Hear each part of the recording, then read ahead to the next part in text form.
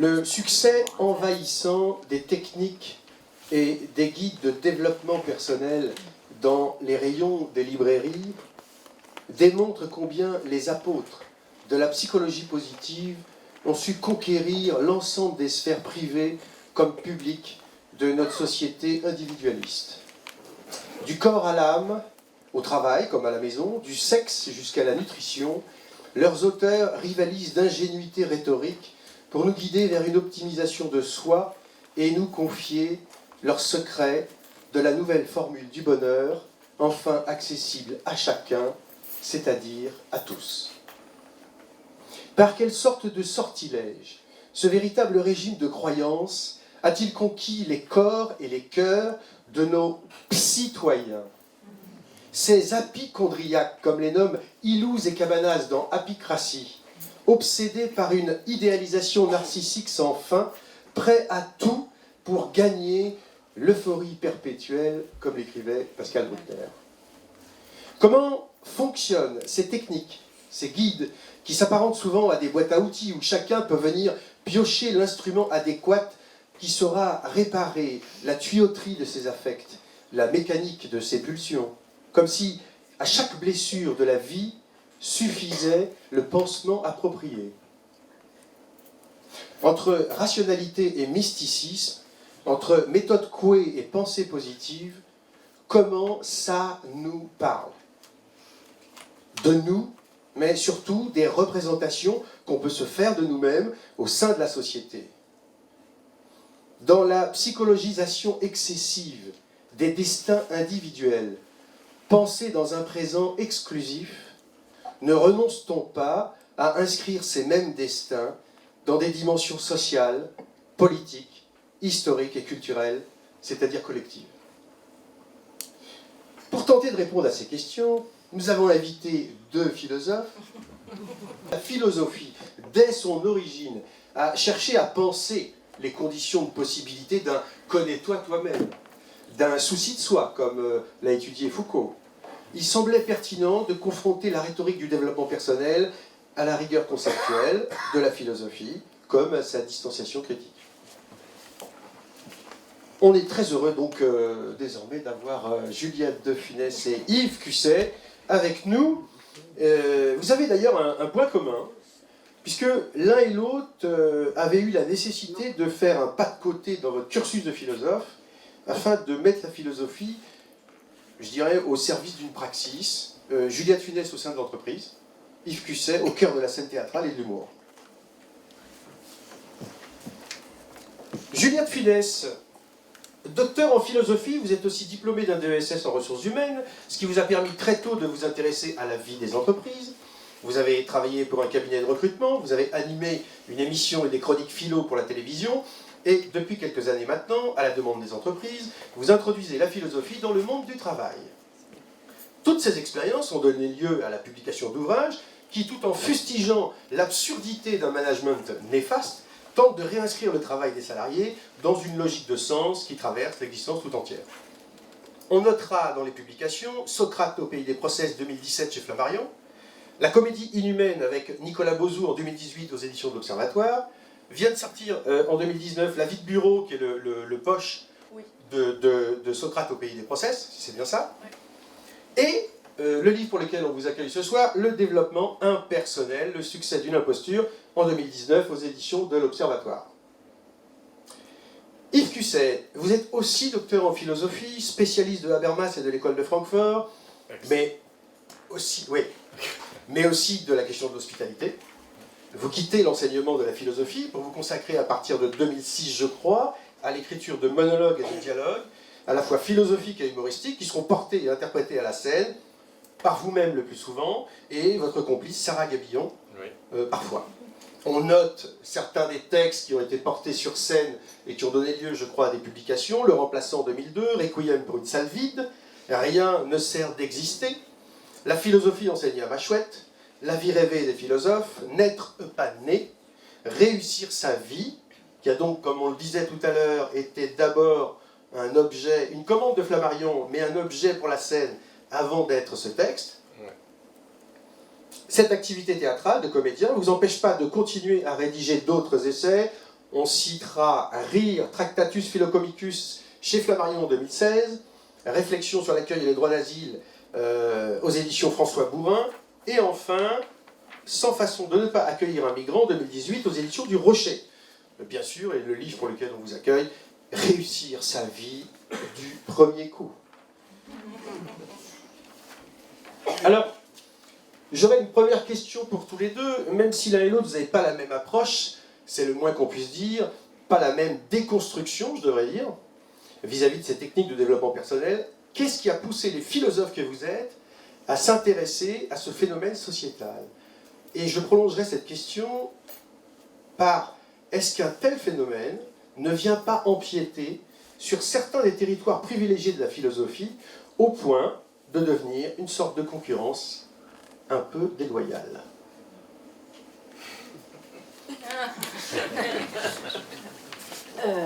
Alors, qu'est-ce qui m'a, moi en tout cas, amené à m'interroger, à me questionner sur ce phénomène social? C'est que je travaillais en entreprise et que je côtoyais régulièrement des coachs autour de moi. Et j'en voyais pulluler de plus en plus. Et puis, ne serait-ce que d'aller dans une FNAC ou dans une librairie, pas comme la vôtre, mais dans les librairies, la plupart du temps, les rayonnages de développement personnel prennent une place assez conséquente maintenant par rapport à d'autres, par rapport à la philosophie, à l'histoire ou d'autres disciplines. Donc c'est comme ça que j'ai eu l'œil alerté en observant ce qui se passait autour de moi. Et après, je suis allée regarder un peu de plus près ce que disaient concrètement les coachs. J'en ai suivi pas mal. J'étais en RH, notamment en entreprise, donc là je les voyais vraiment de très près. Et puis je me suis intéressée un peu aux formations qu'ils suivaient. Et c'est là que je me suis dit, mais c'est pas possible, ça tourne quand même beaucoup à l'imposture. Il y a des poncifs, et c'est là que ça peut prétendre rivaliser avec la philosophie. Pour moi, pas du tout. Il n'y a aucune concurrence déloyale. Ce sont deux terrains qui n'ont rien à voir, même si le développement personnel ou les coachs utilisent les références philosophiques pour mettre un vernis, une caution légitime sur une caution sur leurs propos, mais en général la philosophie, là je généralise évidemment qu'il y a des coachs qui sont très bons, qui ont fait des études de philo et puis ou autres, mais là la plupart du temps quand on fait référence à Foucault, à Socrate pour le connais-toi toi-même, enfin tout ce genre tout ce genre de références assez classiques, quand on creuse un peu, elles ne sont pas forcément approfondies, c'est vraiment un vernis la plupart du temps. Et puis après, je me suis attelée à décortiquer certains ouvrages. Alors dans le livre, j'en ai pris que 3, parce que c'est déjà pas très agréable de lire une déconstruction d'ouvrages, mais c'était en fait dans le travail d'une thèse sur l'authenticité que j'avais étudié un certain nombre d'ouvrages de développement personnel. Et là, j'ai voulu décortiquer vraiment l'argumentation, l'argumentaire, en disant mais ça ne tient pas une seconde si on fait vraiment attention, si on questionne l'impensé, si on questionne les présupposés, si on fait vraiment de la philosophie. J'ai pas la prétention de faire vraiment de la philosophie, mais en tout cas ce que j'ai appris en philo, j'essaye de l'appliquer à cette matière-là. On voit que ça se déconstruit très vite dans les ouvrages de développement personnel et dans les propos de certains coachs qu'on retrouve régulièrement. Donc voilà, pour moi c'est pas une concurrence, même si le développement personnel ou les coachs utilisent la philosophie comme caution. Mais c'est deux disciplines qui n'ont rien à voir, la rigueur n'est absolument pas la même dans ces deux disciplines, le temps des formations non plus, et puis je pourrais prolonger, je ne veux pas être trop longue. On va en parler. Mais voilà. Yves Cusset, je crois que vous avez vu pas mal de vidéos sur les coachs de coaching. Et je crois que, est-ce que c'est là que vous êtes dit, ça peut faire un spectacle comique? C'est plutôt que ça. J'avais écrit un spectacle en 2010, mon premier seul en scène à caractère politique qui s'appelait Petit manuel d'engagement politique à l'usage des mammifères doués de raison et autres hominidés un peu moins doués. Voilà, et ce qui fait que beaucoup de gens ne venaient pas parce qu'ils n'arrivaient pas à dire le titre. C'était relativement dissuasif.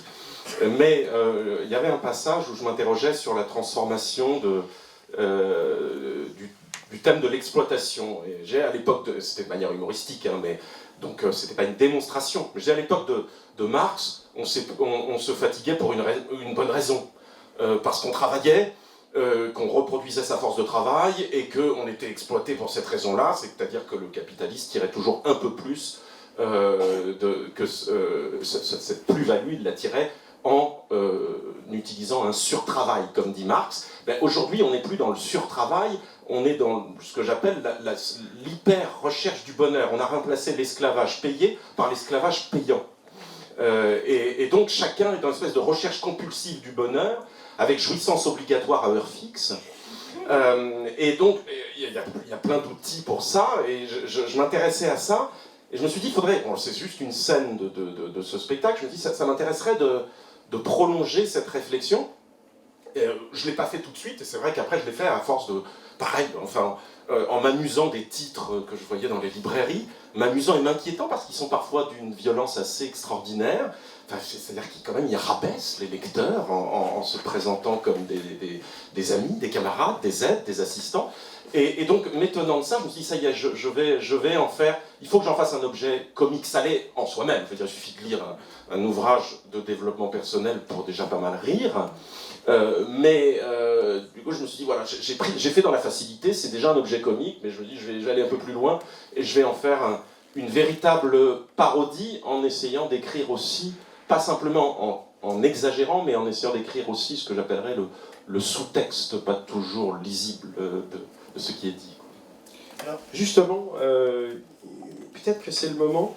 Vous nous liriez un petit extrait ? Avec plaisir. Alors, c'est le tout début en fait. C'est le tout début et puis il faut savoir que le texte de Yves Cusset se compose de 10 leçons pour réussir sa vie.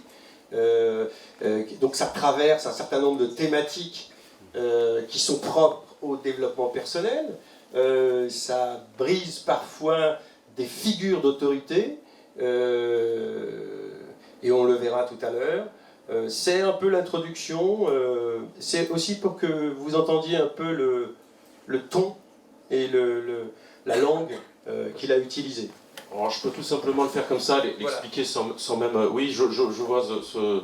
Ah, c'est très bien, je peux le faire comme ça, je n'ai pas besoin du bouquin, c'est formidable. Parce que j'explique, en fait, dans ce livre, je ne suis pas vraiment philosophe, je suis Chief Happiness Manager et coach conseil en développement personnel, tant pour ce qui touche à la personnalité dans tous les sens du terme, bien entendu, qu'à son développement, au sens propre comme au sens figuré, cela va sans dire. Donc vous pouvez me demander à peu près n'importe quoi au sujet du développement personnel, je vous répondrai aussitôt n'importe quoi. Mon rôle est très simple, si jamais vous êtes enlisé dans la médiocrité d'une vie dont l'horizon ressemble à la morne plaine de jours inutiles et tristement identiques, si vous êtes enfermé dans l'amertume et l'aigreur d'avoir manqué les trop rares occasions d'illuminer un peu la torpeur du quotidien, si vous ne percevez dans l'avenir qu'un processus inexorable de délitement et de décomposition, mais que vous ne vous en raccrochez pas moins avec autant de désespoir que de stupidité aux dérisoires consolations que la société vous tend pour mieux vous manipuler à loisir. Bref, si vous n'êtes pas Jacques Attali, eh bien, rassurez-vous, mon ouvrage est là. Mon ouvrage est là pour vous montrer la voie que votre vie aurait pu emprunter si elle n'avait pas été ce qu'elle fut, et si elle ne s'apprêtait pas à être ce qu'elle sera, alors qu'elle aurait pu être ce qu'elle n'a pas été, en étant simplement ce qu'elle serait devenue si elle avait été autrement. Alors il est temps de décadenasser vos chakras, de déployer les 1000 pétales de vos fleurs de lotus, de vous ouvrir tout simplement, et de suivre les leçons que je vais vous proposer. Merci, merci. Alors, justement, je disais en introduction comment ça parle, comment ça nous parle. En effet, ces guides et ces techniques ont un régime de discours spécifique. Quels sont pour vous les effets rhétoriques que vous avez pu déceler dans leur manière de s'adresser au lecteur et dans quel but? Et puis, une autre question, qu'est-ce que vous dénoncez en produisant ce détournement sémantique de développement impersonnel que vous utilisez le Juliette Funès, mais d'une certaine façon dont j'ai entendu Yves Cusset en reprendre aussi le terme, enfin en tout cas...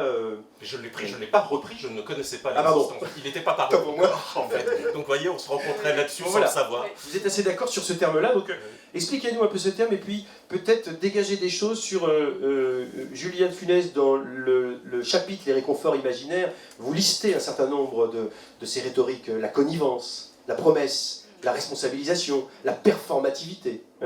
Et puis de votre côté, Yves Cusset, dont sans une certaine ironie, vous épousez littéralement ces types de discours à l'intérieur de la langue que vous utilisez.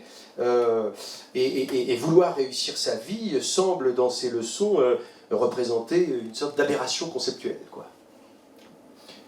Oui, non, vas-y. Ouais, oui, alors c'est vrai qu'il y a Le les deux langage. c'est-à-dire ce que vous dites est juste, il y a deux côtés dans le bouquin, j'essaie de ménager deux côtés, c'est-à-dire il y a effectivement la dimension parodique où là je vais essayer de reproduire cette espèce de fatras que Julia de Funès met bien au jour dans son ouvrage dont elle met au jour la logique, espèce de fatras intellectuel qui mélange énormément de choses, donc je m'amuse ça à le reproduire, à coup de citation d'ailleurs, où à chaque fois je dis, bon, comme dirait Schopenhauer, ou Lao Tzu, enfin peu importe, je dis ça et j'ai toujours deux possibilités, et parfois même, comme dirait quelqu'un dont j'ai oublié le nom et qui aurait pu être n'importe qui tant ce qu'il a dit est quelconque, et voilà, et je cite la personne. Donc il y a toujours une logique comme ça, citationnelle, que j'essaie de reproduire, ainsi qu'une logique de conseil et d'injonction, hein, souvent paradoxale, mais aussi il y a des chapitres qui insistent sur l'impasse intellectuelle, et où j'écris ce que j'appelle le sous-texte, et par exemple, tout le premier chapitre où j'explique, mais en coach, ce que signifie réussir sa vie. Et le coach, naïvement, dit, voilà, ben en fait, réussir sa vie, ça ne veut rien dire, ça n'est pas possible, donc j'en déduis un certain nombre de conseils, relativement absurdes, comme par exemple, si vous avez le sentiment d'avoir réussi votre vie, débrouillez-vous pour décéder sans trop tarder. Et voilà, il explique, il légitime tout ça, et il y a un certain nombre de conseils totalement aporétiques, mais totalement assumés aussi. C'est ça le coach, c'est-à-dire qu'il dit des choses absurdes, aporétiques, mais il les dit avec un tel aplomb que cette dimension contradictoire peut ne pas apparaître. Hein. Il y a cette dimension de performativité qui est quasi aveuglante, hein, dans le discours du développement personnel. Oui, pour reprendre finalement les deux points communs avec la philosophie, pour rebondir sur la première question, faire lien, c'est que effectivement la question initiale est la même. Comment réussir sa vie? Qu'est-ce qu'une vie réussie? Donc ça, c'est évidemment la problématique de la philosophie à l'origine, et c'est la problématique du développement personnel et des coachs. Donc en ça, effectivement, c'est assez philosophique. Et le deuxième point commun avec la philosophie, c'est qu'il n'utilise que des citations de philosophes. C'est ce que vous venez exactement de dire, c'est-à-dire qu'on n'utilise les philosophes que pour les citer, mais on les a absolument jamais travaillés. Les rouages rhétoriques. Alors moi, mon livre se décompose en 3 parties, mais en gros, j'explique pourquoi finalement ça marche, parce que les gens ne sont pas des imbéciles. J'ai une grande confiance justement dans le bon sens du public. C'est une mode qui fonctionne pour l'instant, et j'essaye d'en faire la généalogie en expliquant pourquoi on a besoin de balises comportementales, de repères, de pseudo-sens, comme il dit. Donc ça, c'est la première partie, et dans la deuxième partie, je me dis qu'est-ce qu'on trouve, et j'essaye de décortiquer ce qu'on trouve et de l'analyser philosophiquement. Et 3, je dis, ça véhicule finalement beaucoup d'idéologies, et je les liste et je les démonte grâce à la philosophie, en disant ça ne tient pas une seconde si on fait appel vraiment à des philosophes dignes de ce nom-là. Sur les rouages rhétoriques, ce qu'on trouve régulièrement, et c'est d'ailleurs ce pourquoi ça marche la plupart du temps, je vais en donner quelques exemples. Déjà, c'est un langage très facile. Vous ouvrez un ouvrage de développement personnel, c'est d'une simplicité folle, et donc c'est très agréable de lire un coach plutôt que de lire Kant ou Nietzsche, évidemment, dans le texte. Donc ça, on a tous une propension à aller vers le facile, mais c'est du vide, mais enfin, c'est agréable à lire. Le coach ou l'auteur de développement personnel, parfois il y a des auteurs de développement personnel qui ne sont pas des coachs, joue en plus sur, et ça marche toujours, sur une sorte de connivence affective, amicale. Je tutoie le lecteur. Si vous prenez des grands auteurs, Lise Bourbeau, Thomas d'Ansembourg, voilà, tous les grands, ils tutoient le lecteur. Ça crée d'emblée une connivence, on se sent compris. On joue sur les affects, c'est toujours par amitié, par amour. La préface de Lise Bourbeau, elle finit par amour, c'est quand même fou. Donc on joue sur les affects, on joue sur les passions, on joue sur une connivence amicale, on joue sur la simplicité du langage, on joue sur les promesses, c'est parce que ce genre d'ouvrage utilise toujours, ou les coachs utilisent toujours, la logique des promesses. Freud les avait déjà cartographiées en disant ça marche toujours, vous appuyez sur ces 3 curseurs, sur ces 3 points-là, et vous saisissez le sujet qui est en face de vous. En gros, des promesses, vous pouvez reprendre tous les bouquins, ça tourne quasiment autour des mêmes. Promesses de réparation. On n'a pas su bien réagir dans un épisode précédent, dans notre vie précédente. Donc maintenant, je vais vous donner les clés pour parer au manquement que vous avez subi la dernière fois. 2, des promesses de séduction. vous êtes une perle rare, mais personne n'a su comprendre à quel point vous étiez une perle rare. Si quelqu'un nous dit ça, on tombe, évidemment, on flanche immédiatement. C'est ce que Freud appelait le narcissisme de la petite différence. On a envie d'être comme tout le monde, il faut bien être comme tout le monde, mais néanmoins, on a quand même un petit truc en plus, on le sait bien. Et le coach ou l'auteur de développement personnel joue évidemment sur ces promesses de séduction. Et deux, sur une promesse, et ça c'est très important aussi, ça, de contrôle. On va reprendre en main notre vie. On a trop subi, on a été un bon petit soldat, on s'est soumis aux injonctions éducatives, sociales, peu importe. Et donc maintenant, on va devenir enfin l'auteur, l'acteur, le maître de sa propre vie. Et donc, bon, je ne veux pas être trop longue, mais si vous jouez sur ces 3 points-là, en gros, vous arrivez à saisir assez facilement un lecteur. Et puis, bref, il y a plein de rouages rhétoriques, ça en est 3 parmi d'autres. Responsabilisation dans la rhétorique, parfois vous parlez de culpabilisation plus que de responsabilisation du lecteur. Oh, oui, ça va avec, en utilisant comme sous-texte. Tu es responsable de ton propre bonheur, donc le présupposé c'est que personne n'a décidé pour toi, donc effectivement reprends en main ta propre vie, ça c'est une promesse agréable. Le sous-texte il est présent dans beaucoup de titres, c'est-à-dire fais-le vite, sinon tu auras eu une vie de merde. C'est ce que j'ai dit au départ, dépêchez-vous de lire mes conseils pour que votre vie soit ce qu'elle aurait pu être si elle n'avait pas été ce qu'elle a été. Enfin, donc, dépêchez-vous de le faire. Il y a une violence symbolique très forte et qui consiste à faire porter en permanence, dès lors qu'on a responsabilisé la personne, on la rend responsable de son bonheur, eh bien, à l'horizon de cette responsabilité, il y a toujours la menace qu'on échoue et qu'on emporte entièrement aussi la responsabilité. Donc ça, c'est vraiment, ça va au-delà, c'est de l'ordre de la culpabilité, et ça sert de ressort, l'efficacité du développement personnel. C'est une fragilité constitutive, il y a toujours le « et si je n'y arrivais pas ?» Hein, et si vraiment... alors c'est un peu le dernier recours, l'ultime... Ça se présente toujours un peu comme l'ultime main tendue et l'ultime recours. Hein, Et un des ressorts aussi, pour prolonger ce que Yves dit ici, c'est qu'un des ressorts, c'est la recette de la recette. C'est-à-dire le temps court, vous allez devenir authentique en 5 leçons, avoir confiance en soi en 3 semaines. Ça promet, encore une fois, c'est l'idéologie de la rapidité.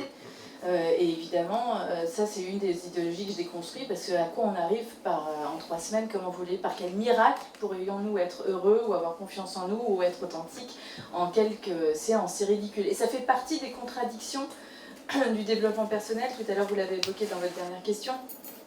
Ça ne tient pas une seconde quand on décortique vraiment l'impensé de ces ouvrages-là. Comment voulez-vous que le développement personnel ne devienne pas impersonnel en s'adressant au moi de chaque lecteur comme à des millions d'autres? Rien que ça, de toute façon, c'est un développement totalement impersonnel. Et c'est pour ça que c'est très culpabilisant pour le lecteur qui se dit « mais finalement, j'ai tous les outils à ma disposition, j'ai des ouvrages, j'ai des coachs, j'ai des psys, j'ai des homéopathes, j'ai des kinés, j'ai tout à ma disposition. Et je ne suis pas du tout plus heureux ou plus heureuse. On est un pays qui est un des plus grands consommateurs d'anxiolytiques. En entreprise, il n'y a jamais eu autant de mal-être dans les entreprises, alors que jamais les managers n'ont fait autant pour le bien-être des collaborateurs. Donc c'est très culpabilisant, parce qu'on est renvoyé à sa propre incapacité à être heureux. Donc on est responsable. Si on n'y arrive pas, c'est qu'on n'a pas eu assez de volonté. C'est une des idéologies que je dénonce, l'idéologie de la volonté toute puissante, comme s'il suffisait de vouloir pour bien faire. On sait tous qu'il ne suffit pas de vouloir arrêter de fumer pour réussir à arrêter de fumer, par exemple. Donc ça, je le décortique un peu. Et donc c'est très culpabilisant, c'est responsabilisant. Si vous êtes responsable et que vous n'y arrivez pas, c'est que vous vous sentez forcément coupable. Et je voulais dire autre chose. Oui, sur les contradictions de ces ouvrages-là, la dépersonnalisation, et ça rebondit sur ce que disait Yves au tout début, c'est-à-dire c'est culpabilisant, et ça enlève évidemment une liberté au lecteur d'agir comme bon lui semble. On lui enlève une liberté eu égard à son comportement, à sa façon d'être. Donc pour moi c'est ça le souci, c'est de me dire ça engourdit l'intelligence, ça paralyse le comportement, et donc c'est très nivelant pour les individus. C'est pas simplement un gadget que j'essaie de déconstruire, c'est que je trouve qu'il y a un vrai danger derrière ces ouvrages-là, et que ça manipule les gens, et que ça les empêche surtout d'être eux-mêmes. Alors peut-être juste revenons sur les coachs, puisque quand même dans le début de votre livre Julia de Funès, vous les connaissez aussi bien Yves Cusset, vous parlez de tartufferie. C'est-à-dire quand même que vous leur déniez un statut d'expert vis-à-vis des objets qui se sont donnés à maîtriser. Et pourtant, c'est pas faute d'essayer d'avoir autour de leurs paroles et de leur façon de fabriquer ce coaching des figures d'autorité et des éléments d'expertise. Parfois de façon dans leur formation scientifique, parfois dans l'expérience de leur vie. Et c'est pour ça aussi que vous pensez que c'est une imposture. Ah clairement, ah oui. Oui, non, mais je pose la question. Alors vous savez que pas. Le coach est virulent depuis, enfin moi je sais pas vous, je sais pas toi si on se toi, mais je reçois des lettres, des mails, et vous, si vous me suivez sur les réseaux, sur LinkedIn notamment, c'est monstrueux, le coach est très virulent. Et surtout les coachs en sérénité. Là, se sont évidemment révélés plus agressifs. Ils sont sereins comme les candidats qui essuient une défaite aux élections présidentielles, qui sont toujours sereins, bien que manifestement furibards. Mais ça, c'est aussi le coach. Pourquoi c'est une imposture? Je ne critique pas les personnes. C'est ça que le coach ne comprend pas. Je ne critique pas les personnes parce que ce sont des personnes qui ont des grandes qualités. Pour être coach, ils ont des qualités. Mais une qualité ne fait pas un métier. Et c'est pour ça que je dis que ce métier tourne vite à l'imposture, quand bien même il y a des très bons coachs. Pourquoi? Parce que, les formations, je les ai étudiées de près, sont dérisoires. On devient coach, je vous donne la plus longue, on devient coach en 18 mois si on suit la formation la plus dense. 18 mois, c'est pas 18 mois tous les jours, c'est une semaine par mois. C'est pas une question de durée, mais ça montre quand même, quand on prétend s'occuper du psychisme des gens, c'est quand même assez léger. Je n'irai pas me faire opérer le genou par un type un chirurgien qui a fait 18 mois, une semaine par mois d'études, et pourquoi l'esprit aurait droit à moins d'égards que le genou? C'est quand même curieux. Donc elles sont très light. Deuxièmement, les coachs se vantent maintenant d'avoir des certifications, des diplômes, notamment de faculté. C'est là que ça tourne à la malhonnêteté intellectuelle. Je vais être très claire, s'il y avait un coach, j'aimerais bien le dire en face, mais moi j'ai déjà dit.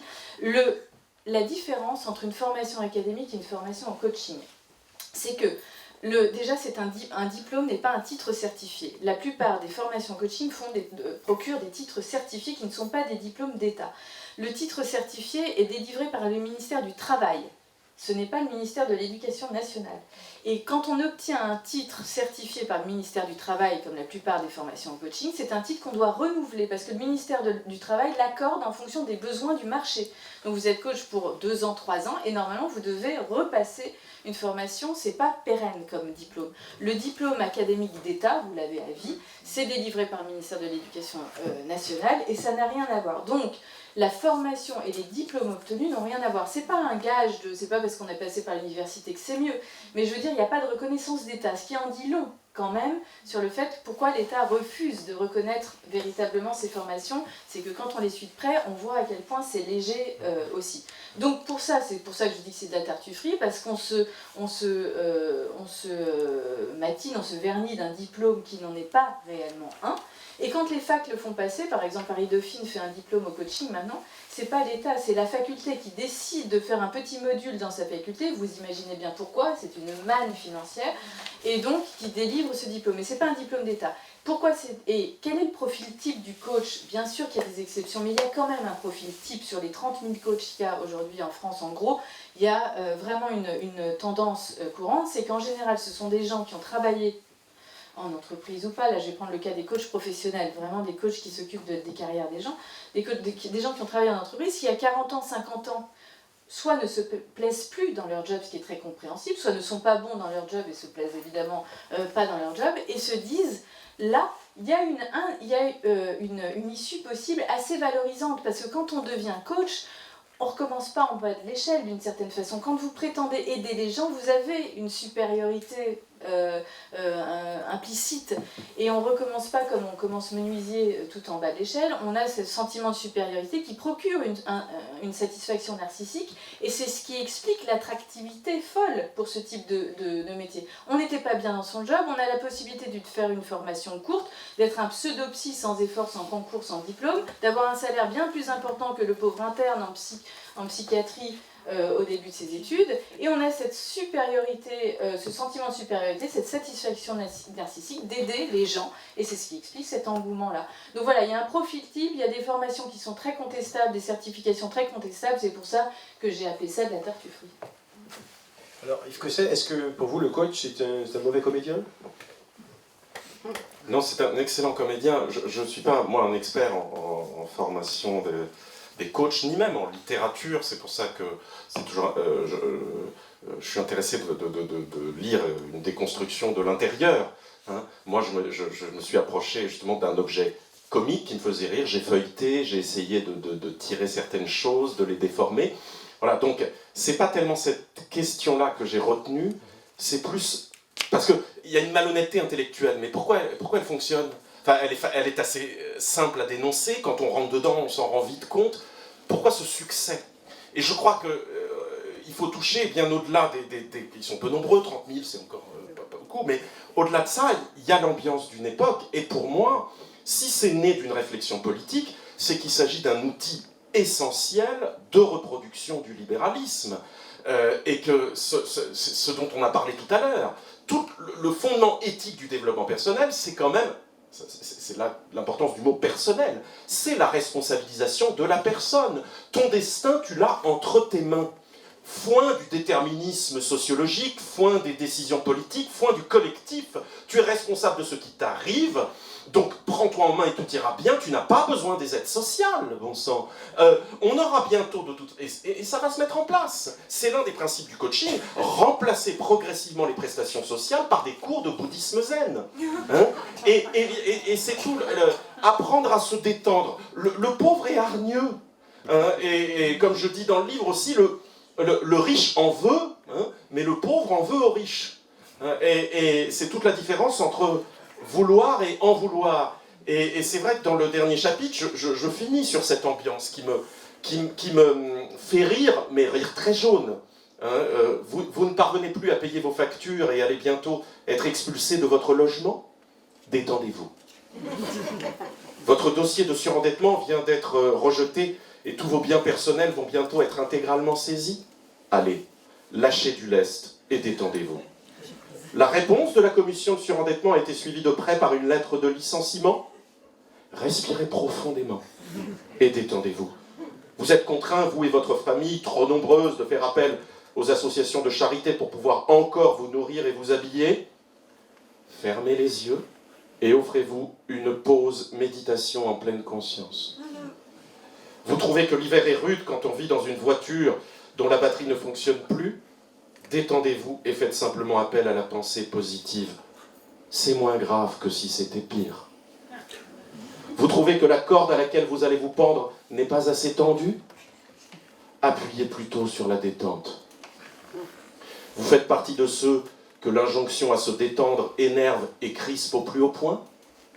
Allez vous faire foutre. Merci. Alors, justement, dans le texte, il y a votre partie, Yves Cusset, sur affronter ses échecs. Et c'est la partie où vous vous attaquez à une grande figure, quand même, que vous rebaptisez d'ailleurs, puisque vous l'appelez Cyrus Borulnik. Cyril Borusnik, autant pour moi, j'ai même pas... Cyril Borusnik, excusez-moi. Alors, je voudrais que vous me donniez un peu votre façon de contourner, ou en tout cas d'attaquer le terme de résilience, parce que c'est drôle de façon de voir aussi le travail qu'il a pu apporter, malgré tout, depuis des années et des années. Si j'ai changé son nom, c'est précisément pour cette raison. Ce qui m'intéresse, c'est l'usage qu'on peut faire du terme de résilience. Oui. C'est-à-dire que pourquoi, tout d'un coup, un concept qui a son intérêt, il ne s'agit pas de rentrer dans... Encore une fois, ce n'est pas une critique de la littérature de Cyril Borusnik. Je sais plus comment on l'appelle. Ça doit être Boris Cyrulnik. Mais moi, c'est devenu mon Cyril Borusnik à moi, alors faut pas lui faire de mal. Et donc, son concept de résilience, vous êtes d'accord que c'est devenu un concept qui fait partie de l'usage courant, qu'on ait lu ou pas Cyrulnik. Donc, ce qui m'intéresse là encore, c'est l'ambiance qu'il y a derrière.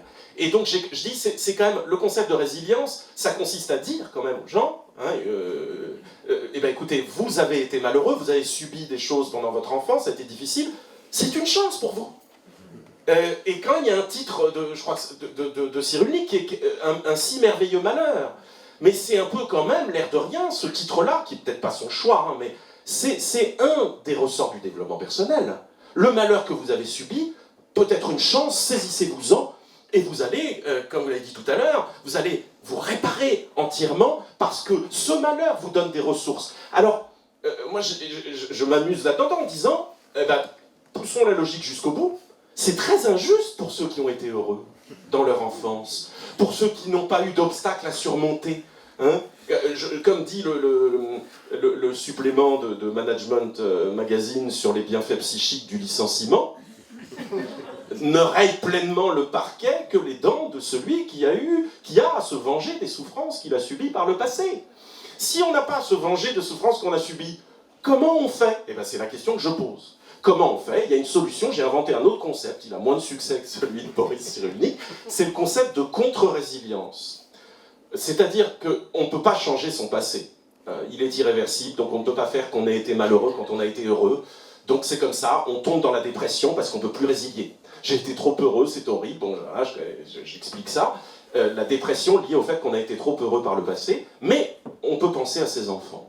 On peut faire un effort et se sacrifier pour ses enfants, c'est-à-dire produire pour eux le malheur dont ils auront besoin pour résilier plus tard. C'est le concept de contre-résilience. La résilience, c'est venge-toi des souffrances que tu as subies, hein, et la contre-résilience, c'est venge-toi sur tes enfants du malheur que tu n'as pas eu la chance d'avoir. Merci. Juliette Funès, peut-être revenons un petit peu sur cette dernière partie et la manière dont vous faites de ces rhétoriques et de ces discours des logiques idéologiques. Hein. J'en retiendrai deux parce que vous avez déjà parlé de la puissance, la toute-puissance de la volonté, la rationalisation, l'idéologie de la rationalisation, peut-être vous pouvez nous expliquer, et l'idéologie de l'introspection.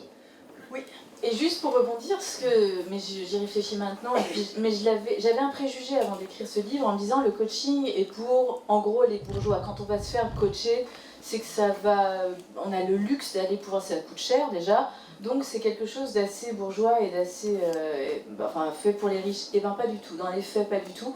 Les gens très modestes vont voir des coachs, ce qui peut les ruiner, parce qu'évidemment que la démarche n'est pas du tout la même. C'est beaucoup plus compliqué d'aller voir un psychiatre que d'aller voir un coach. Il faut déjà se considérer comme malade, en tout cas dans une certaine pathologie pour aller voir un psychiatre.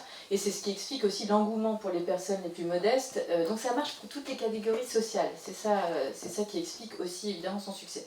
Sur les idéologies, oui, j'en ai révélé 6 ou 7, je me souviens plus. Moi je suis pas comme Yves, je me souviens même plus de ce que j'ai écrit dans mon livre. Mais en gros, il y en a plusieurs. Celle de l'introspection est très importante et c'est ce que Yves aussi a mentionné, l'introspection, la pleine conscience, la méditation. Il y a une sorte de concentration narcissique. Pour se retrouver, il faut se concentrer sur son petit moi.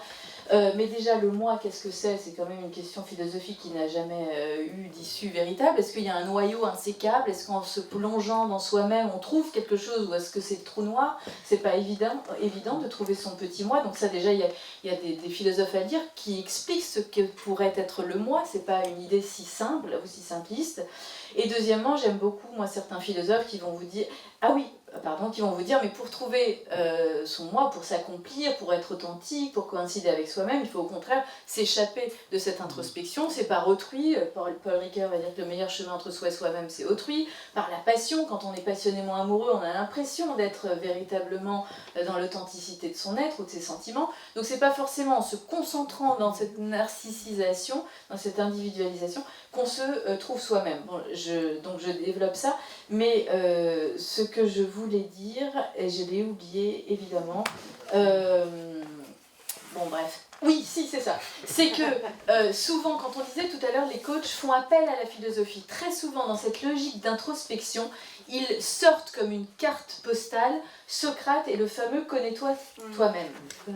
Et ça, c'est exaspérant parce que quand vous grattez un peu, déjà, ils ne savent pas ce qu'il y a après le « connais-toi toi-même », rien de trop. Et par exemple, dans la philosophie antique, le « connais-toi toi-même » est une ouverture au monde. Connais-toi toi-même, connais ta fonction, ta place, ton topos dans l'univers, ton lieu dans l'univers. Donc il faut avoir une connaissance physique, une connaissance beaucoup plus large que le simple souci de soi pour trouver sa place et sa raison d'être dans l'existence. Donc vous voyez, quand on invoque Socrate et qu'on en fait un contresens absolu, je prétends pas avoir le bon sens orthodoxe, mais enfin quand on fait des études de philo, on sait que le connais-toi toi-même socratique, c'est une ouverture au monde plus qu'une concentration narcissique. Donc c'est ça qui est très horripilant, c'est d'utiliser des philosophes et de les détourner véritablement du sens premier du message, parce que c'est un contresens frappant.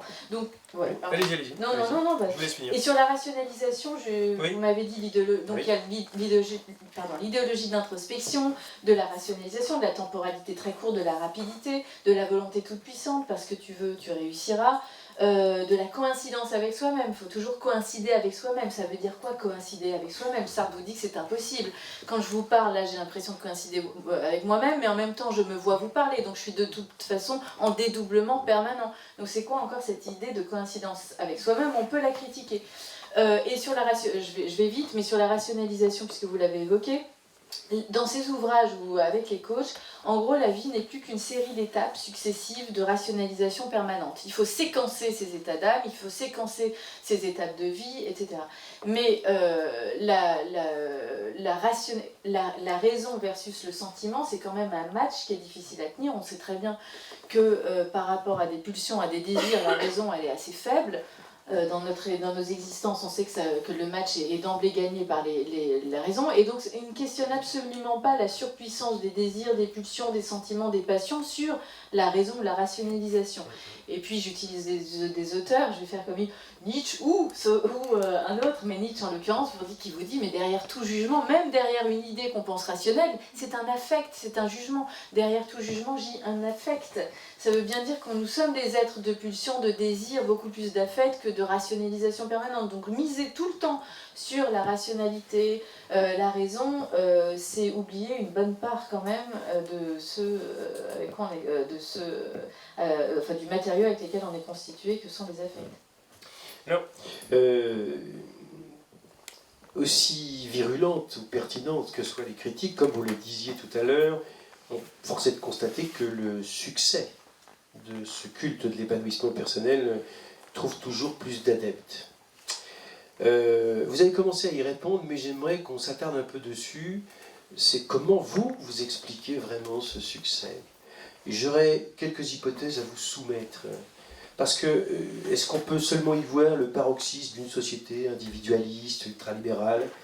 Est-ce que, comme l'a suggéré tout à l'heure Yves Cusset, le nouvel esprit du capitalisme, qui prône plus que tout l'autonomie et la responsabilisation personnelle des individus, n'a-t-il pas engendré cette nécessité d'une optimisation de soi obsessionnelle? Et puis, est-ce qu'il n'y aurait pas dans notre société un tel désarroi, voire une telle méfiance dans l'action collective et la puissance politique, que les citoyens préféraient travailler à améliorer leur seul destin individuel? Et c'est quand même un moment de grand désespoir. On parlait de l'altérité tout à l'heure. Cette question du collectif, du politique et de la possibilité des autres pour soi, qu'elle soit anéantie ou en tout cas ruinée par un espace où on se retrouverait dans un travail sur soi, une optimisation de soi. Je veux dire, est-ce que finalement ce bien-être individuel ne serait pas devenu aussi, peut-être, la condition essentielle d'un bien-être plus collectif? C'était des hypothèses, hein, qui n'engagent que moi.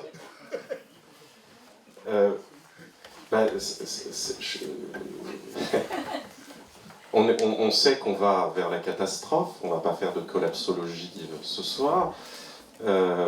mais enfin, ça fait partie de l'ambiance générale, c'est-à-dire que les principaux responsables de la catastrophe vers laquelle on va sont aussi ceux qui entendent s'en sortir par tous les moyens, sachant que ils sont responsables, donc ils ne changeront rien à la situation fondamentalement. Tout ce qu'ils peuvent changer, c'est de s'en sortir eux, hein, individuellement. Et c'est quand même extraordinaire de lire quelqu'un comme Jacques Attali et de se dire que ce type qui a conseillé François Mitterrand, qui a conseillé l'un des derniers gouvernements, il a duré 2 ans, hein, mais socialiste dans ce pays, qui avait un idéal social, un idéal tourné autour du collectif, hein, on peut en penser ce qu'on veut, mais enfin c'est un des derniers moments de socialisme presque en Europe, et ce type aujourd'hui nous dit il n'y a plus rien à faire, sauvons-nous nous-mêmes et nos proches du mieux qu'on peut, utilisons tout notre talent à nous servir nous-mêmes tout seuls. Et lui, il est à l'intersection, il est emblématique, et je pense que Julia le montre bien, il est vraiment emblématique de cette jonction extraordinaire entre le développement personnel, deviens toi-même, et la violence du libéralisme. Tu es responsable de ton destin, sauve-toi toi-même, va chercher ton talent uniquement pour toi, et voilà, et baise ton prochain, comme dit un autre auteur. C'est ça le message de Jacques Attali, cela dit. Hein. Ça ne me pose aucun problème, il peut venir d'ailleurs, de lui dire tant ce type est rempli d'une morgue désolante. Et là, autant je ne m'attaquerai pas à Boris Cyrulnik, mais il y a un moment, les personnes, il faut pouvoir s'y attaquer. Alors, on peut aimer Jacques Attali, on peut aimer Carlos Ghosn. Moi, je préfère m'attaquer à ces gens-là.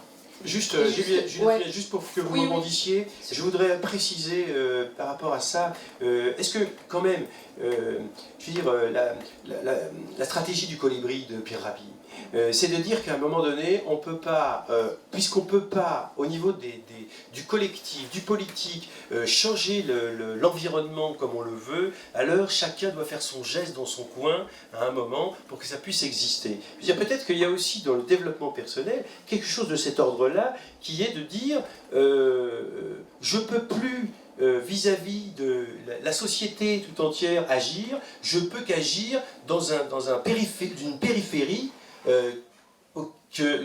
dans laquelle je me sens un peu de puissance. Oui, c'est facile. Je m'occupe plus des autres et comme ça je m'occupe mieux de moi-même. En fait, ça revient à dire ça. Ils disent l'inverse. Hein. Ils disent c'est oui, parce que je suis bien avec moi-même que je peux aller vers les autres. Moi, je le lis en sens inverse. Et non, et sur une histoire des idées, explique pourquoi on va vers cet individualisme. Et c'est pas, je le fais pas au sens critique, là je le fais au sens généalogie. Si on regarde l'histoire des idées, on voit qu'il y a une chute progressive de toutes les grandes transcendances, de toutes les grandes autorités qui donnaient un sens à l'existence. Du temps de l'Antiquité, c'était le cosmos, sa place, je l'ai dit tout à l'heure, qui donnait un sens à sa vie. Réussir sa vie, c'était trouver sa place dans l'univers. Du temps des religions monothéistes, donc les religions étaient évidemment les grandes transcendances, du temps des religions monothéistes, réussir sa vie, c'était avoir une vie alignée avec les commandements divins. Du temps durant les temps aristocratiques, le sens de sa vie était presque tout tracé. On naissait prolétaire, on avait une vie de prolétaire, on naissait bourgeois, on avait une vie de bourgeois. Donc la question du sens de la vie se posait moins du point de vue individuel. Les 2 guerres mondiales, les événements historiques du XXe siècle ont fait que la politique a complètement perdu de son autorité. On le voit très bien aujourd'hui, les gilets jaunes, on ne croit plus aux politiques, on est totalement désabusé par rapport aux propositions politiques. Donc on voit bien, je vais très vite là, mais on voit bien qu'il y a une chute progressive de toutes les grandes transcendances qui donnaient un sens à sa vie. Ce qui fait que le sens de sa vie s'individualise énormément, puisqu'on ne croit plus aux grandes transcendances, on est seul face au vertige du soi toi-même et réussi, la fameuse responsabilité dont Yves parlait tout à l'heure, ou culpabilité, et on est seul face au vertige du soi toi-même, donc on comprend très bien pourquoi le souci de soi, la bonheurisation de sa vie, l'éthique des plaisirs occupe une place prépondérante, et pourquoi ces ouvrages-là surfent sur cette souffrance, en tout cas ce vertige de l'individualisme, et qu'on a besoin de balises, de sens, de repères. On le voit très bien en entreprise où les gens sont perdus puisqu'il y a plus de grande transcendance, donc on a besoin de toutes ces aides-là. Donc c'est pour ça, c'est comme ça que moi j'explique cet individualisme-là. et pourquoi finalement c'est une littérature qui se veut émancipatrice alors qu'elle n'est que soumission à l'air du temps. Mais est-ce que, comme peut le faire ce soir Yves Cusset, vous liez cet individualisme à une certaine forme du capitalisme? C'est-à-dire que cette autonomisation, cette responsabilisation de l'individu, elle est quand même aussi le fait de ce capitalisme, de cette manière de gérer les personnes dans l'entreprise ou ailleurs, puisque vous êtes dans l'entreprise, sur la façon dont quand même les objectifs sont individualisés, les rapports aux résultats aussi. Et ben moi je suis pas tout à fait d'accord avec ça, c'est-à-dire que j'ai pas une vision, je fais pas du capitalisme, même s'il y a bien beaucoup d'inconvénients évidemment, je fais pas du capitalisme un bouc émissaire, parce que si vous prenez le cas des entreprises, vous voyez que dans les entreprises publiques, dans les organisations publiques, ça va aussi mal que dans les entreprises privées. Le mal-être des collaborateurs est aussi important et les objectifs ne sont pas si individuels que dans l'entreprise privée. Donc c'est parfois facile, même si je suis d'accord, le capitalisme a une grande responsabilité, mais c'est facile de plaquer sur le capitalisme la responsabilité de tous les maux qu'on rencontre aujourd'hui, puisque dans le public ça va pas mieux que dans le privé. Donc j'en fais pas du tout une explication, j'en fais peut-être un facteur aggravant, mais j'en fais pas une cause, je fais pas du capitalisme la cause de l'individualisme. Ça pourrait être l'objet d'une autre discussion, évidemment. Mais, si on lit un ouvrage de Christian Laval, et j'ai oublié le co-auteur, la nouvelle, voilà, de la nouvelle raison du monde, la différence entreprise publique, entreprise privée n'a plus aucune valeur. Le New Public Management qui vient de l'ordolibéralisme, le libéralisme s'étend à toutes les sphères de la société, il est devenu un système de reproduction sociale, et donc il doit intégrer sa propre critique de ce point de vue-là. Donc je ne sais pas si... Oui, alors effectivement, je suis d'accord, dans l'entreprise publique c'est pareil, mais parce qu'on a les mêmes procédures managériales et qui ont fait disparaître progressivement et se déliter le sens du collectif. Il n'y a pas plus... L'idéal collectif n'est pas plus présent dans l'entreprise publique. Enfin, il y a des résidus, il y a des espèces de choses obsolètes qu'on appelle parfois des syndicats qui se débattent pour essayer de faire croire qu'il y a ça, mais on s'en fiche, ça disparaît assez vite d'ailleurs. Oui, je rebondis juste parce que j'étais hier, je travaillais pour les sapeurs-pompiers de Paris, les militaires. Et donc là, il y a un collectif, un esprit de corps incomparable. Ça, pour le coup, on le voit quand on les suit en mission, c'est très fort. Et l'entreprise, qu'elle soit publique ou privée, là je parle plutôt des entreprises privées, on parlait des tartes à la crème tout à l'heure, le collectif, je ne sais pas si vous êtes dans des grandes entreprises privées, mais le collectif est devenu quelque chose, une tarte à la crème, un poncif qu'on sort tous les jours. Il y a des réunionites, des réunions en permanence, et c'est un faux collectif. Bien sûr qu'on l'affiche parce que c'est le contraire du collectif. On se réunit à plusieurs parce qu'on a l'impression de travailler, mais en fait on n'a rien foutu individuellement, et comme on est 15 autour de la table, notre petite flemme personnelle se verra moins, et on transforme cette flemme personnelle bien individuelle en grand mérite collectif. Et c'est ce qui explique que 60% des réunions ne servent strictement à rien. Donc le collectif c'est de la guimauve la plupart du temps dans les entreprises, quand bien même elles l'invoquent alors à toutes les sauces. Alors peut-être pour ouvrir le débat à la salle, je voudrais juste dire ceci, vos analyses respectives du développement personnel, qu'elles soient critiques ou satiriques du reste, se fondent pour beaucoup sur la littérature et les auteurs et les coachs, en présupposant parfois des effets que cette littérature peut avoir sur les lecteurs. Et c'est là où je voudrais peut-être ouvrir la parole au public.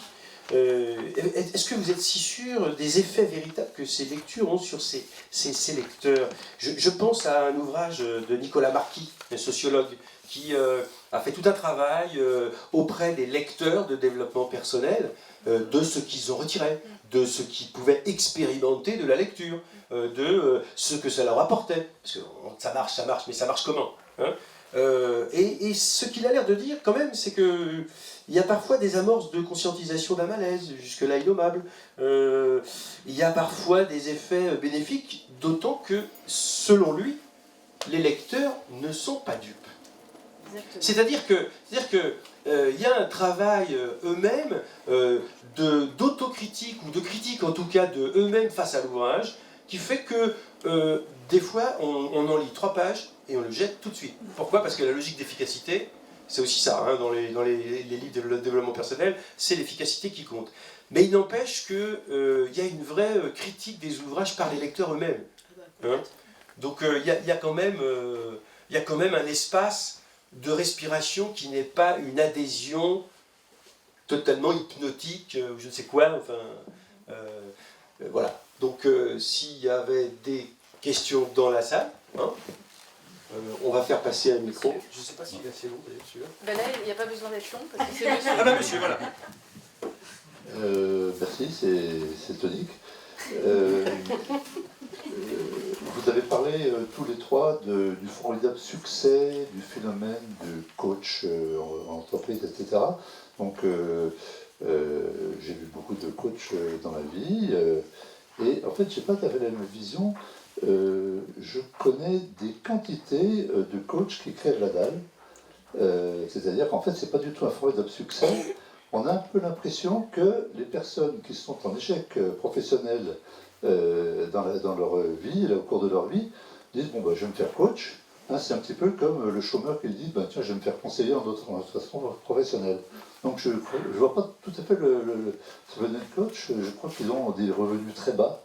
Et souvent, les heures de coaching sont en théorie à un prix élevé, mais on facture 1 heure sur 3.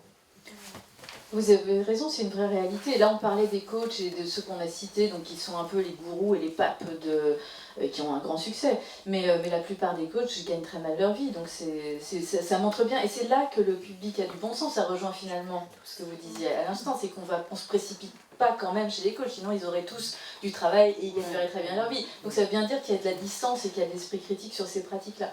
Donc c'est pas le Graal, hein, mais je veux dire comme reconversion, c'est assez facile et assez valorisant, c'est ça que je voulais dire. Mais après, la vie du coach peut être très difficile. Et le coach déprime. Alors quand il reçoit un coaché et que le coach lui-même est déprimé, vous voyez les dégâts. Ah non, moi je ne sais pas du tout, ça, la sociologie des coachs, c'est pas mon rayon pour le coup. Autre question?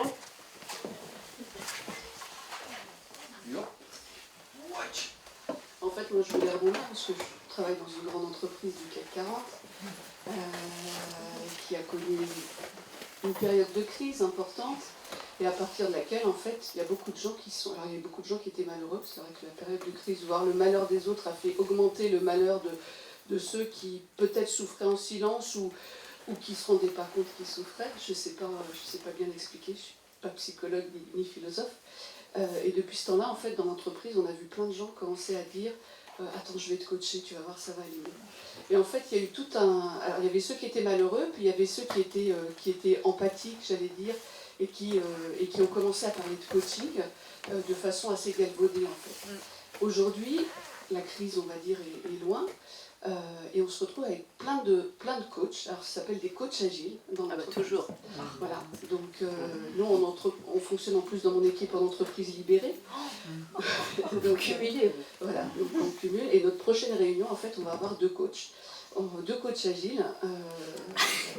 Le matin, ce sera un coach agile interne. Donc ceux-là, a priori, n'ont pas de problème de survie au niveau financier. Et puis l'après-midi, on aura un coach externe. En plus de la coach interne, en fait. Et en plus, on a des coachs dans notre équipe. C'est effrayant. Je peux venir, moi, éventuellement, à cette journée, parce que ça m'intéresse quand même. Je vous invite. Je vous jure, je veux bien venir. Et puis, je voudrais bien que vous veniez nous coacher aussi. Ah, c'est avec grand plaisir. J'essaie de... Alors, après, c'est compliqué ce deuxième degré-là par rapport à la présence du coaching en entreprise. Généralement, quand je suis sollicité, c'est plutôt du côté syndical, on va dire. De ceux qui, à l'intérieur de l'entreprise, ont un regard un petit peu critique sur ces pratiques-là et qui ont besoin de s'en amuser. Mais après tout, moi j'adore les canulars et ça me ferait grand plaisir de le faire comme ça sous la forme d'une pseudo-séance de coaching. En fait, en vous entendant parler, alors je vais être un peu critique envers les coachs agiles parce que je trouve qu'effectivement, en termes de formation, en tout cas dans notre entreprise, c'est un petit peu léger. Moi-même, j'ai suivi une formation aux outils d'animation de techniques de coaching en une journée. Je veux dire, j'étais pas très à l'aise à la fin, parce que bon, il y a les outils et puis il y a tout le savoir avant. En fait, il y a comment faire émerger les idées, comment travailler sur l'organisation, etc. Alors que les coachs travaillent beaucoup sur les outils, en fait. C'est une des idéologies, ouais. les outils analytiques. Et je sais plus. Ah bah pardon.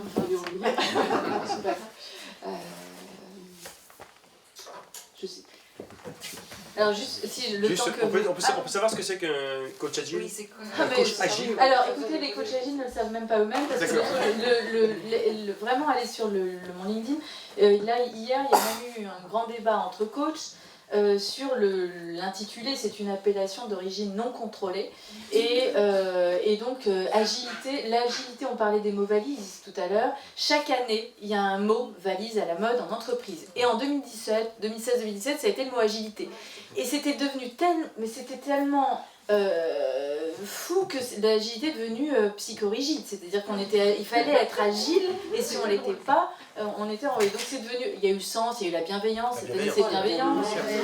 Donc c'est écœurant parce qu'on la confond toujours avec la complaisance, donc on peut plus rien dire. Enfin, bon, je peux faire 2 heures sur ces mots-là.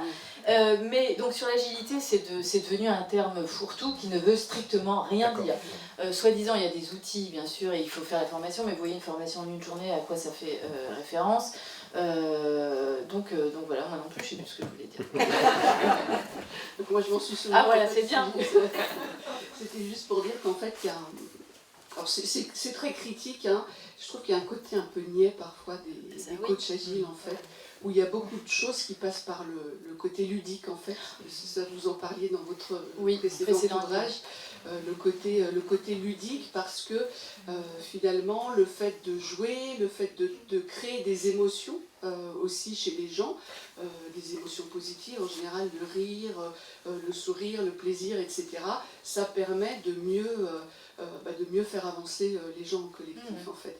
Et du coup on se retrouve, surtout quand la méthode n'est pas maîtrisée, quand les méthodes, les techniques d'animation ne sont pas maîtrisées, avec des choses qui sont un petit peu niaises en fait, et qui font que quelque part on se sent un peu infantilisé au sein de l'entreprise. Ouais, puis vous pouvez enlever le un petit peu niais, c'est carrément niais.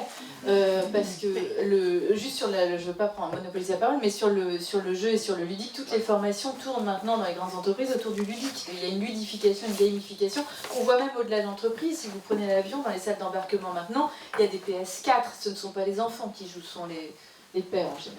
Mais donc vous voyez qu'il y a des jeux partout et les formations maintenant ne sont plus forcément densifiantes pour les collaborateurs, c'est-à-dire qu'ils font une formation le jeudi, vendredi, ils se sentent pas du tout meilleurs le lundi au boulot parce que qu'est-ce qu'on les a emmenés faire?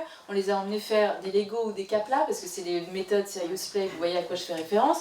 Et donc quand on se retrouve à 30 ans, 40 ans ou 50 ans avec des Legos dans la main, loin de ses enfants, dans un château fort ou un séminaire au vert, il faut devenir neurasthénique immédiatement. Mais on m'explique, bien sûr, parce que les coachs me haïssent, hein, ne m'invitez pas à la journée, mais qu'il y a des bienfaits et qu'on va trouver des vertus pas possibles. Moi je trouve que c'est une infantilisation, un nivellement des collaborateurs sans nom. Maintenant on est passé du Lego et du Kapla à l'escape game, parce que c'est plus branché. Et je critique un peu ça du point de vue philosophique, parce que quel est le contraire du jeu?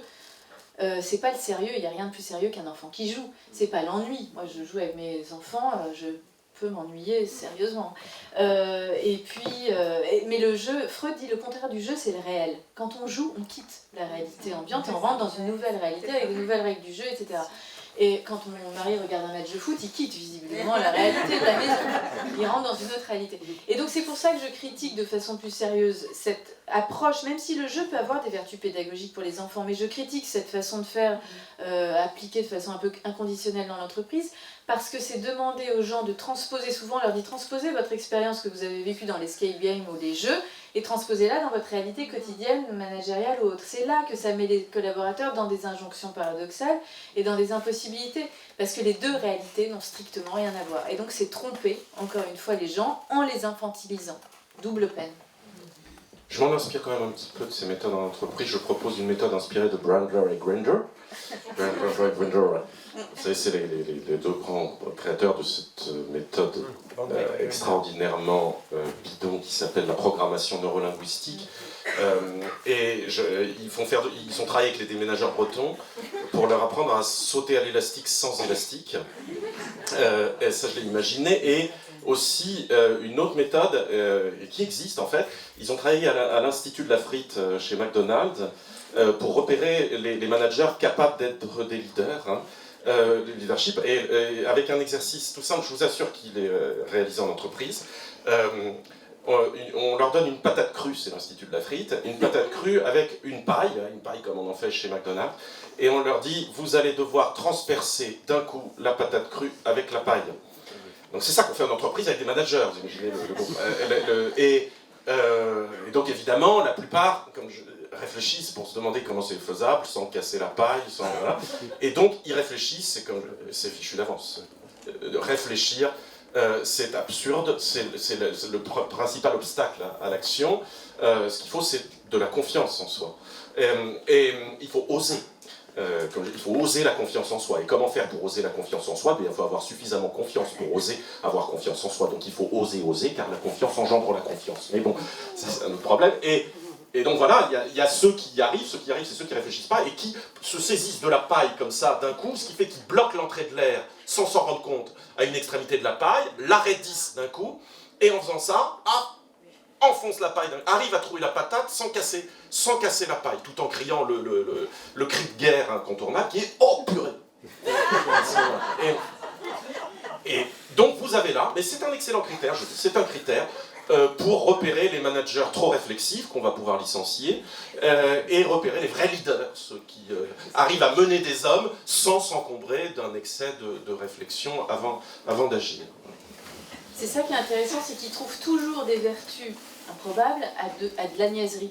Et juste pour rebondir, parce que c'était drôle, je me suis retrouvée il n'y a pas très longtemps, j'arrive dans un amphithéâtre, il y avait 800 personnes, et avant de faire ma conférence, et j'arrive un peu en avance, et je vois les gens de dos, j'arrive de dos comme ça, une scène plongeante, et je vois les gens se jeter des pelotes de laine, de couleurs, diversité oblige, et se créer des nœuds évidemment inextricables, etc. Et donc j'arrive, et là je fais ma conférence, et je critiquais, c'était le passage où je critique les formations ludiques, et comme la salle était assez chaude, sympa, j'y vais. Et je leur dis, qu'est-ce que vous avez fait avant ma conférence? Qu'est-ce qui s'est passé pour vous jeter des pelotes de laine comme ça?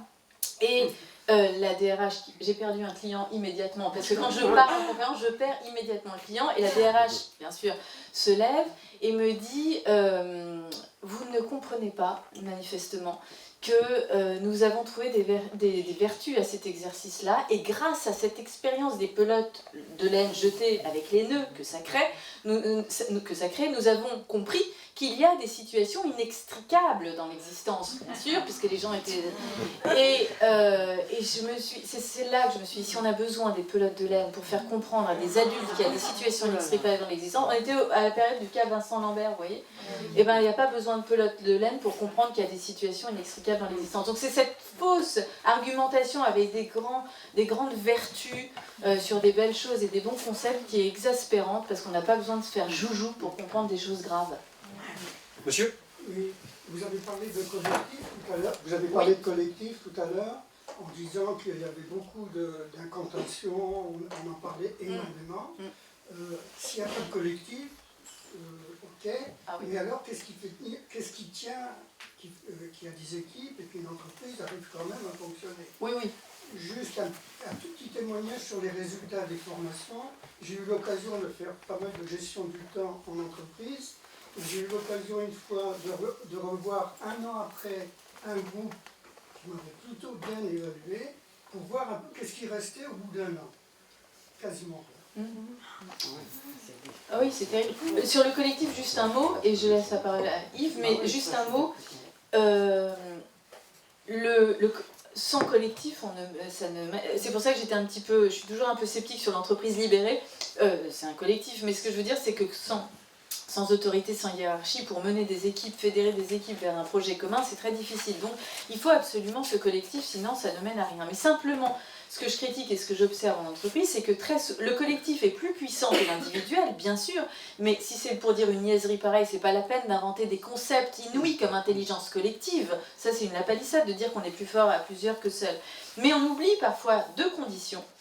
Un, que le collectif est plus puissant que l'individuel à condition qu'il soit sous-tendu par un travail individuel fort, ce qui n'est pas toujours le cas en entreprise. J'intervenais un jour après Didier Deschamps, sélectionneur de l'équipe de France, qui explique d'une façon géniale la stratégie de son collectif. C'est formidable d'entendre des gens expliquer la stratégie collective de son équipe.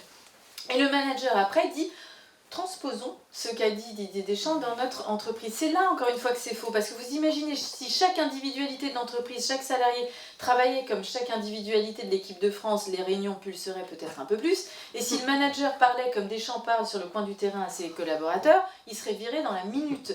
Donc c'est intransposable. Donc le collectif, oui, mais à condition qu'il soit précédé d'un travail individuel rigoureux, ce qui n'est pas toujours le cas, et deux, et je rebondis sur le mot bienveillance qu'on a évoqué tout à l'heure, à condition que le collectif fasse preuve d'une vraie bienveillance, mais pas celle qu'on entend et qu'on sort à toutes les sauces en entreprise, qu'on confond, comme j'ai dit tout à l'heure, avec la complaisance. Résultat, on n'ose plus rien dire à son génial collaborateur sous peur de paraître désagréable.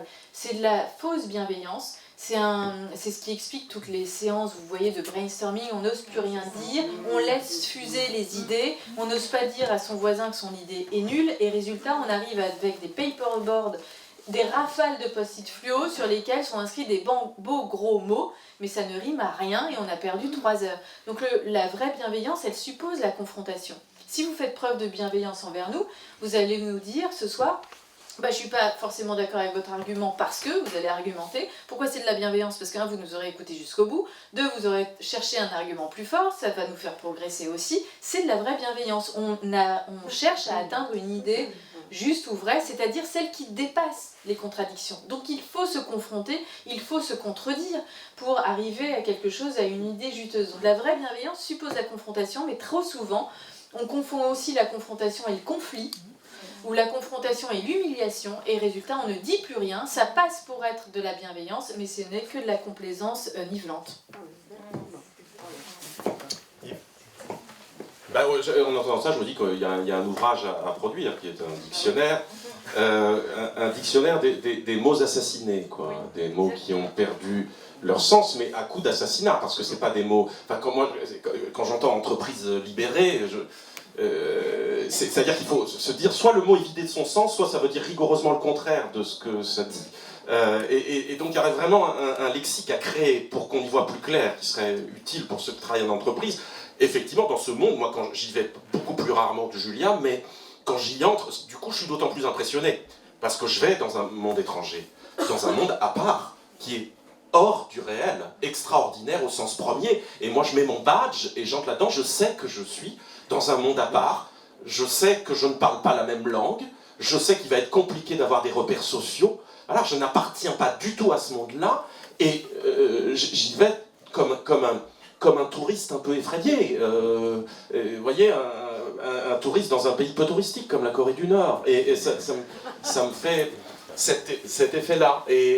Donc je regarde un peu partout, mais c'est l'effet de ces mondes-là, c'est que quand on est dedans, on ne se rend pas compte qu'on est dans l'irréel.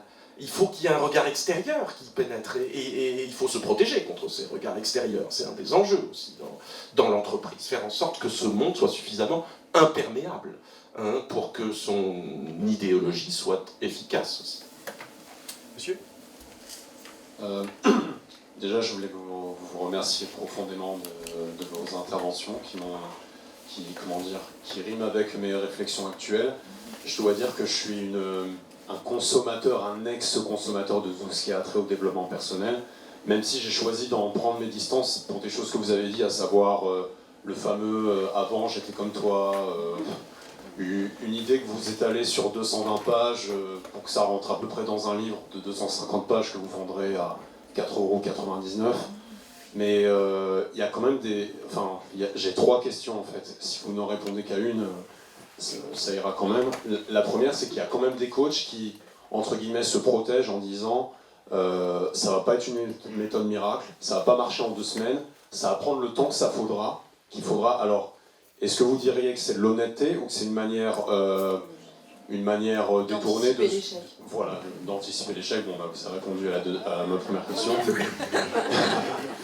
Les 2 suivantes, c'est en fait entre guillemets 2 branches de sous-business du développement personnel. La première, c'est la loi de l'attraction. Je pense qu'il y a un gros rayon qui est consacré à ça.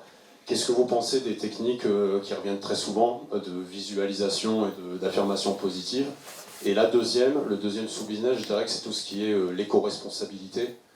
Moi, je suis en train de lire un livre à ce sujet, est-ce que vous... Enfin, en fait, ça rejoint un peu l'intervention d'une personne avant sur la limite entre l'acte individuel, sur le collectif. Alors, on dit d'un côté que tout va partir en couille, entre guillemets, mais d'un autre côté, on dit qu'on a encore le pouvoir d'agir. Alors, est-ce que vous vous dites que les personnes, les auteurs des livres se disent bon, écoute, foutu pour foutu, je vais quand même leur faire croire qu'ils ont un petit pouvoir d'action et faire un petit peu de beurre avant que tout s'écroule. Enfin... Si vous suggérez qu'il y a du cynisme chez un certain nombre de ces auteurs, on ne saurait vous contredire. C'est assez probable. Et chez ceux qui ont un gros succès et fait qui quand même jouent, s'amusent avec un lectorat divers, enfin, quand il y a l'usage du tutoiement, l'affirmation de l'amour, si ça c'est pas du cynisme, qu'est-ce que c'est ? Dire qu'on aime son lecteur, ça n'a aucun sens. On aime qu'il nous aime éventuellement, mais c'est parce qu'il est probable qu'il soit à la fois cynique et narcissique, ça va bien ensemble. La question que je me pose tout le temps, moi, qu'est-ce qu'ils ont loupé pour éprouver tant le besoin de dire aux autres comment réussir ? Il y a une psychanalyse des coachs à faire et des auteurs de développement personnel. Quel est l'échec qui vous habite et vous effraie ? Et vous le refoulez tant qu'il faut que vous écriviez des bouquins entiers pour dire comment réussir, plutôt que de regarder votre propre échec. C'est quand même... C'est dommage. Moi, je suis plutôt un défenseur de la psychanalyse avec tous les défauts qu'elle a, mais elle a cette vertu-là, c'est d'être bienveillante, c'est-à-dire de respecter celui qui cherche quand même à mieux se comprendre lui-même, de le respecter en tant que singularité, irréductible aux autres, de lui donner la parole plutôt que de parler à sa place, et de dire, la seule réussite que tu peux avoir, je mis mon bouquin là-dessus, seule réussite, c'est de voir tes échecs. Et ça ne les résoudra en rien, il n'y a pas de vertu de l'échec. L'échec, ça te fait échouer. Voilà, point barre. Mais tu peux le voir. En revanche, ce qui est sûr peut-être, ça peut te permettre de te dire, de te raconter un peu plus, d'apprendre à dire un peu plus « je », de les regarder. Ça, c'est l'enjeu de la psychanalyse, c'est d'apprendre à dire « je » autrement. Et c'est un enjeu assez fort et assez intéressant, mais totalement opposé au développement personnel. Et d'ailleurs, la psychanalyse, elle ne perd pas son temps avec le développement personnel, elle s'occupe d'autre chose. Elle ne fait pas comme nous. Merci. Quelqu'un d'autre ?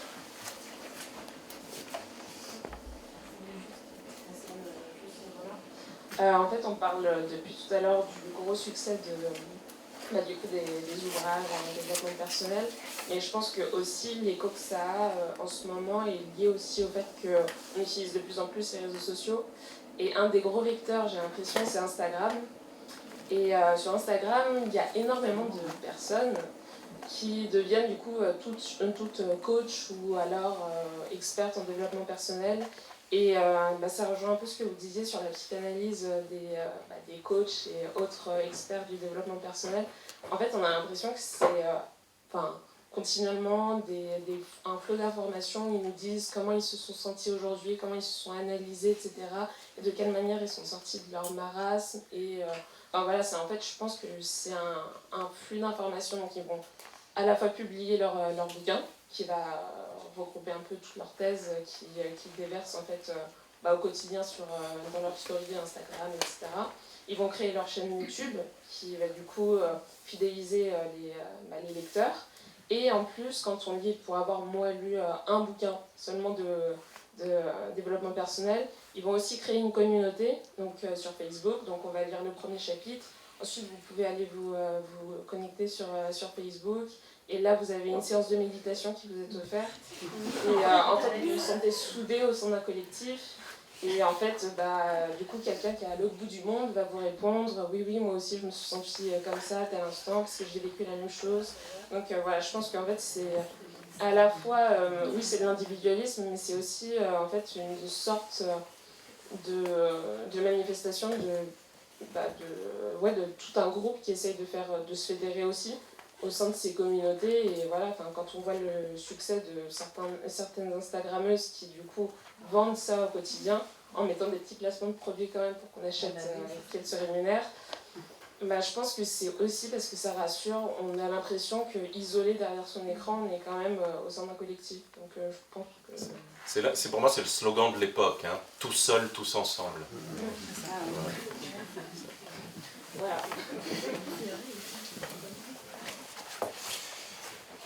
On va prendre une dernière question.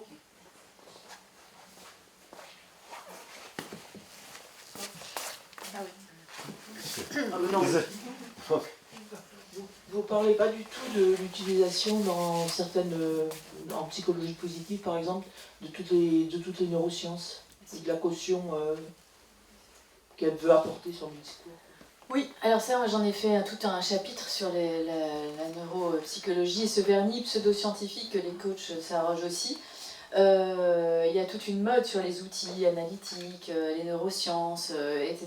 C'est très, encore une fois, là, leur formation est très légère. La plupart du temps, je peux vous dire que ce ne sont pas des... pour être neuroscientifique, on n'a pas le temps d'être coach à côté. Hein. C'est difficile de faire des études de sciences et de faire en plus du coaching à côté. Donc j'ai rarement vu, mais si vous m'en trouvez un scientifique qui est devenu coach, il y a plutôt des coachs qui deviennent pseudo-scientifiques. Et ces outils, toute cette mode d'outils analytiques est très révélatrice de notre époque. Simplement, si je prends... alors, elle se réduit souvent à du matérialisme. On va réduire l'esprit humain à de la matière, mais il y a encore des choses qui échappent à cette approche matérialiste des choses. Quand vous avez une idée fausse le matin, vous faites un faux raisonnement mathématique, que votre professeur vous explique le bon raisonnement et que le soir, vous avez le bon raisonnement mathématique en vous, les scientifiques ne voient pas encore un changement dans la physiologie même de votre cerveau. Donc c'est très difficile de réduire l'idée ou l'esprit humain à de la pure matière. Deuxièmement, on a tendance, toujours dans cette logique-là, à cartographier l'esprit. Mais à cartographier, vous avez vu combien de cerveaux on a maintenant. On a le cerveau reptilien, postfrontal, frontal, préfrontal, de gauche, de droite. Je peux vous faire la liste, je l'ai faite dans le livre. On a un puzzle dans la tête. Mais à cartographier l'esprit ainsi, est-ce qu'on ne perd pas son âme? Est-ce qu'on approche quelqu'un, et quand les entretiens d'évaluation, même dans les entreprises, cartographient comme ça les personnalités, en général, on loupe encore plus la personne qu'on a en face de soi. Donc il y a le matérialisme, il y a cette façon très analytique de décortiquer le cerveau, il y a d'autres choses, je me souviens... ah oui, la science, souvent l'argument qui revient, il est très intéressant aussi, je trouve, c'est qu'on dit il y a une caution scientifique, parce que c'est scientifique, c'est valable, c'est sûr. Ce qui est l'anti-science par excellence. La science, elle se caractérise par une incertitude intrinsèque. Le raisonnement scientifique, c'est A est vrai tant que je n'ai pas infirmé A. Donc, souvent, la plupart du temps, on vous dit c'est scientifique, c'est sûr, mais non, c'est parce que justement c'est scientifique, il y a toujours une incertitude possible, un doute possible. C'est Karl Popper, je crois, mais j'ai un doute sur la citation, qui disait progresser en science, c'est changer d'erreur. Ou c'est Bachelard, je sais plus. Bon, bref, j'ai un doute, mais en tout cas, vous voyez, c'est ce doute permanent. Donc la caution scientifique, comme gage de certitude, elle est absolument pas valable. Bon, bref, on peut décortiquer, je l'ai fait dans le livre, toute cette nouvelle approche pseudo-scientifique, et où les coachs se réclament, ou les auteurs se réclament de neurosciences alors qu'ils en ont fait 24 heures ou une semaine. Eh bien, on va clore le débat. Peut-être juste une chose, Yves Cusset, est-ce qu'on aura le plaisir de voir ce spectacle en Paris, en région parisienne, réussir sa vie? Peut-être que ça pourrait intéresser... Non, il faut venir à Bordeaux. À Bègle, début avril, par exemple. Ou alors en Bourgogne, en Saône-et-Loire. Moi, je suis très provincial, vous savez.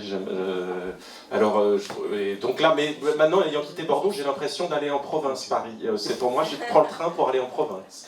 C'est charmant, d'ailleurs, la province. Alors, une dernière chose, c'est la tradition ici à 1000 pages, quand on reçoit des invités, c'est de demander à chacun d'eux le livre qui a été important pour eux ces derniers temps.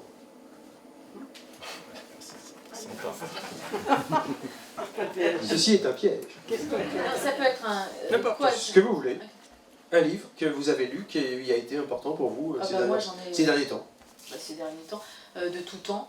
Ou de tout temps. Ouais, de tout temps, parce que c'est celui qui est tout le temps. J'aime pas le dire parce que ça fait poncif, mais c'est tellement vrai. Et moi, d'ailleurs, sur l'authenticité, c'est ce qui explique l'origine de ce livre-là. Pour moi, c'est Proust et c'est La recherche du temps perdu. Pas tous les volumes parce que je me suis bien emmerdée sur certains, mais sur La prisonnière, par exemple, c'est comme ça que j'ai aimé rentrer dans Proust. Et donc, à chaque fois, pas dans toutes, mais quand on prend une page même comme ça, je trouve qu'il y a toujours une petite perle, une merveille et une pépite à retenir. Et c'est d'ailleurs en lisant Proust pour le plaisir que je me suis intéressée au sujet de l'authenticité. Je l'ai lu avec ce prisme-là, on peut le lire avec 20 000 prismes, et à chaque fois qu'on le lit, le livre s'épaissit parce qu'on peut le lire vraiment de façon différente, mais en tout cas moi je l'ai lu avec ce prisme-là, et c'est en voulant faire une thèse de philo sur l'authenticité que aussi ma directrice de thèse m'avait dit mais quand même soucie-toi de ce qui se passe sur le développement personnel puisque c'est une question d'être et d'augmentation du moi, soucie-toi aussi de cette tendance pour la déconstruire et c'est pour ça d'ailleurs donc voilà, vous voyez à quel point Proust est présent puisqu'il est à l'origine même de mes amusements. Merci. Moi j'ai été bouleversé par le dernier livre de Laurent Gounel. Qui vraiment pour moi m'a redonné un peu de vigueur, d'optimisme et d'espoir dans le marasme ambiant. Voilà, ça fait du bien quoi. Donc moi je cherche les livres qui font du bien, je trouve pas les livres d'intellectuels, moins maquillés. Proust, on ressasse Proust à toutes les sauces. Non, lisez Gounel, lisez les 4 accords Toltec, c'est magnifique.